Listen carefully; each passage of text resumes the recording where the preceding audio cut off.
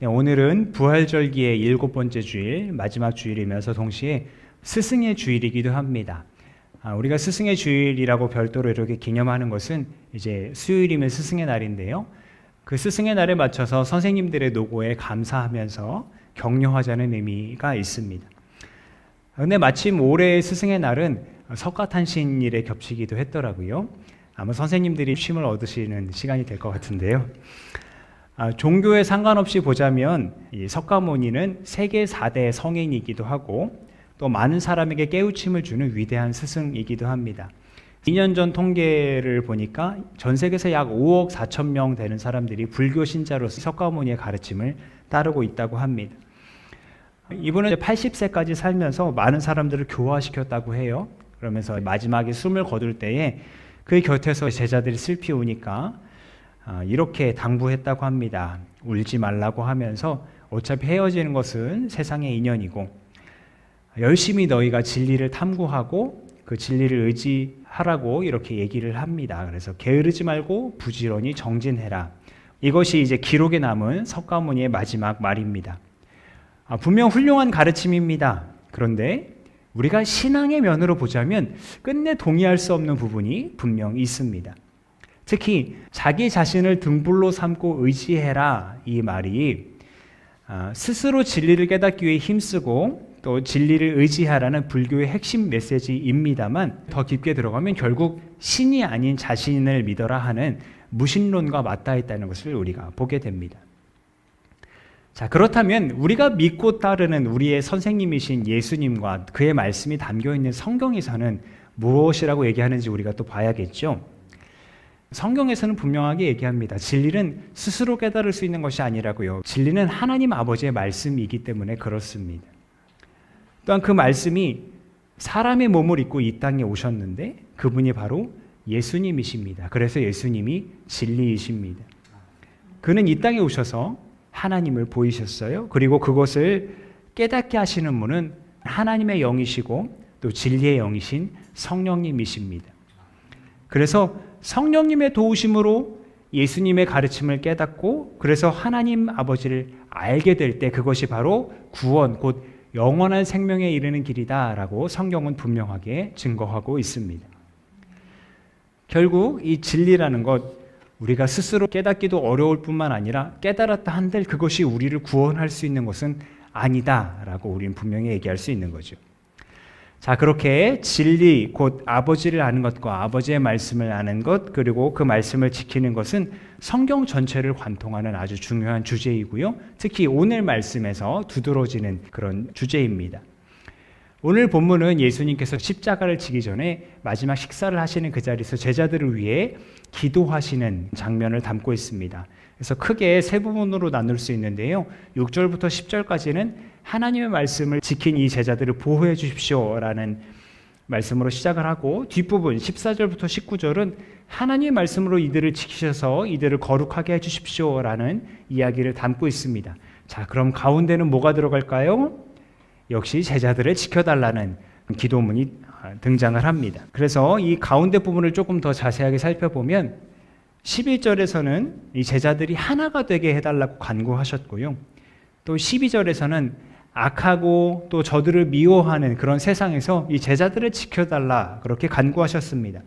그리고 13절에는 그들 속에 제자들 속에 나 예수의 기쁨이 넘치게 해달라고 간구하셨습니다. 그러니까 제자들을 지켜달라는 이 기도문을 통해서 제자들을 향한 예수님의 그 절절한 마음을 우리가 엿볼 수 있게 됩니다. 그러면 예수님은 그들을 지켜달라고 하시면서 왜 굳이 그들을 하나가 되게 해달라고 기도하셨을까요? 여기에 답을 하기 위해서는 이 복음서가 쓰여질 당시에 사회적인 상황을 살펴볼 필요가 있겠습니다. 자료에 의하면 역사적으로 1세기 유대사회는요, 로마 제국의 식민 지배를 받고 있었잖아요. 탄압을 받는 그런 사회였어요. 그러면 유대인들끼리라도 정신을 차리면 좋을 텐데 그 종교 지도자들이 부패한 정치 권력에 손을 잡고 있었어요. 거기에서 콩고물을 얻어먹고 있었습니다. 그것이 어떻게 연결이 되냐면 백성들한테 과도한 세금을 걷어들이는 거예요. 왜냐하면 거기서 돈을 받아들여야 그것을 가지고 자기들이 마음껏 즐길 테니까요. 그러니까 이제 못 살겠다 하면서 막 각지에서 봉기들이 일어나요. 저항 운동을 벌이니까 사회가 혼란 그 자체였습니다. 바로 이때 예수가 하나님이시다라고 외치는 사람들이 있었어요. 바로 예수님의 제자들이죠. 그리고 이 요한 공동체였는데 유대인들이 이거를 받아들일 수 없는 거예요. 왜요? 예수님을 십자가에 못 박아 죽인 그들이잖아요. 그러니까 예수가 하나님이다라고 외치는 그들을 이단시하면서 정죄하고 유대 사회에서 쫓아내고자 했습니다. 가뜩이나 사회가 혼란스러운데 예수님을 믿고 따름으로 인해서 받게 되는 어떤 핍박과 박해, 그리고 동족으로부터의 외면, 그래서 결국 삶이 어려워지는 상황에 놓였을 때 두렵거나 무섭지 않았을까요? 예수를 믿고 따르는 것을 꺼려하지는 않았을까요? 그래서 예수님을 믿고 따르는 것을 결국 포기하려는 자들이 있지 않았을까요? 여기에 더하여 공동체가 무너지거나 와해되려는 조짐이 있지 않았을까요? 이에 요한복음 저자는 마지막 식사 자리에서 제자들을 위해 기도해 주시던 예수님의 모습을 떠올렸을 거예요. 하나님을 향하여 아버지와 내가 하나인 것처럼 이들도 서로 하나가 되게 해주십시오라는 그 간구 말입니다. 다시 말해 아무리 상황과 환경은 예수를 믿고 따르는 걸 어렵게 만든다 할지라도 예수를 믿고 따르는 것이 하나님의 일이고 또 하나님의 말씀을 따르는 길이고 그것이 영원한 생명을 얻는 길이니까 여러분 우리 포기하지 말고 예수 믿는 것에 하나가 되어서 끝까지 우리의 마음을 지킵시다라고 격려하고 독려하기 위해서 이 말씀을 적었던 것은 아닐까 보게 됩니다. 그리고 그렇게 하나가 되어 예수님을 온전히 따르는 공동체가 되는 것은 실제로 예수님이 원하셨던 공동체의 모습이기도 하고요. 이처럼 주님이 원하셨던 공동체는 독특한 정체성을 갖습니다. 그것은 세상에 있긴 하지만 세상에는 속하지 않는다는 것입니다. 예수님은 십자가에서 죽으시고 다시 살아나셨고 아버지 곁으로 올라가셨습니다. 그래서 더 이상 육신의 모습으로 이 세상에 계시지는 않습니다. 그러나 예수님의 가르침을 따르는 제자 공동체는 여전히 세상에 있는 거죠. 그렇지만 세상에 있다고 해서 세상에 속한 것은 아닙니다. 예수님께서 이 세상에 계셨어도 세상에 속하지 않으셨던 것처럼 제자 공동체 역시 이 세상에 있긴 하지만 세상에 속하지 않고 오히려 예수님께 그리고 그의 나라에 속해 있습니다. 사도 바울이 뭐라고 했습니까? 우리의 시민권은 어디에 있다고 했어요? 하늘에 있다라고 얘기했던 것처럼 말입니다. 세상에 있으나 세상에 속하지 않았다는 이 제자 공동체의 특성은요, 이 공동체가 가지는 사명을 얘기해 주기도 합니다. 예수님이 또 뭐라고 얘기하셨냐면 아버지께서 나를 세상에 보내신 것 같이 나도 그들을 세상으로 보냈습니다 라고 그렇게 기도 중에 말씀하셨거든요.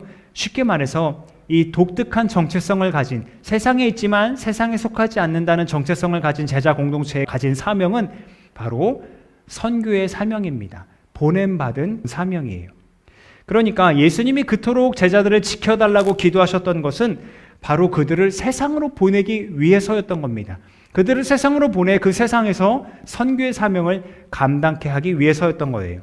하나님의 말씀, 곧 예수 그리스도라는 그 진리를 알고 그 진리에 따라서 영원한 생명을 누리며 더 많은 이들이 그 생명을 누릴 수 있도록 진리를 전하는 제자들을 그러나 세상은 싫어했던 거죠. 말씀에서 보는 바와 같습니다. 같이 읽어볼까요? 시작. 나는 그들에게 아버지의 말씀을 주었는데 세상은 그들을 미워하였습니다. 그것은 내가 세상에 속하여 있지 않은 것과 같이 그들도 세상에 속하여 있지 않기 때문입니다. 아멘. 제자들은 세상에 있긴 하지만 거기에 속하진 않았어요. 그래서 역시 세상의 미움을 받게 되었어요. 근데 더 먼저는 제자들보다 예수님을 더 먼저 미워했다는 것을 알 수 있습니다. 그럼에도 예수님은 제자들을 세상에 보내셨어요. 세상의 미움에 물러서지 않도록 또 세상의 유혹에 무너지지 않도록 그들을 거룩하게 하시면서 말입니다. 말씀드린 바와 같이 오늘 본문은 제자들을 위해 중보하시는 대제사장과 같은 예수님의 기도의 모습을 담고 있어요. 제자들을 지켜달라고 간절히 기도하셨죠. 하나님께 간구하셨지만 동시에 이 기도는 제자들에게 들려주시는 교훈의 성격도 갖고 있습니다. 지금 제자들 어떤 상황이겠습니까? 예수님 죽는다고 말씀하셨고 제자들은 잔뜩 겁을 먹고 있는 상황일 거예요. 우린 이제 어떡하나 허탈해하고 낭망해 있었을 겁니다. 그런 제자들을 위해서 예수님께서 하나님께 기도를 하시지만 지금 제자들에게도 말씀하고 계시는 거예요. 하나님께서 너희를 세상으로부터 악한 자들로부터 지켜주실 거야 라고 말씀하시는 겁니다. 나의 기쁨이 너희 안에 가득 차서 세상 유혹이 너희 마음에 들어오지 못하도록 지켜주실 거야 라고 말씀하고 계시는 거고요. 하나님이 너희를 거룩하게 지켜주실 거야 라고 말씀하고 계시는 겁니다. 비록 예수님의 십자가 처형 앞에서 제자들은 넘어지고 흩어지기도 했습니다만 예수님께서 기도하셨던 것처럼 결국 그들은 다시 모여서 하나가 되었고 세상으로 가되 끝내 세상에 속하지 않은 채 예수 그리스도라는 진리를 증언하는 증인의 사명을 잘 감당하였습니다. 그래서 오늘 복음서 바로 뒤에 이어지는 예수님의 기도를 보면요. 나는 이 사람들을 위해서만 비는 것이 아니고 이 사람들의 말을 듣고 나를 믿는 사람들을 위해서도 빕니다. 아버지께서 내 안에 계시고 내가 아버지 안에 있는 것 같이 그들도 하나가 되어서 우리 안에 있게 하여 주십시오. 그래서 아버지께서 나를 보내셨다는 것을 세상이 믿게 하여 주십시오. 아멘. 여기서 말하는 첫 번째 줄에 이 사람들은 누구를 가리킬까요? 지금 예수님 앞에 있는 제자들을 가리킬 거예요. 그러면 제자들의 말을 듣고 나를 믿는 사람들은 누구를 가리킬까요? 후대의 그리스도인들, 곧 여러분과 저와 같은 사람들을 말하는 걸 겁니다.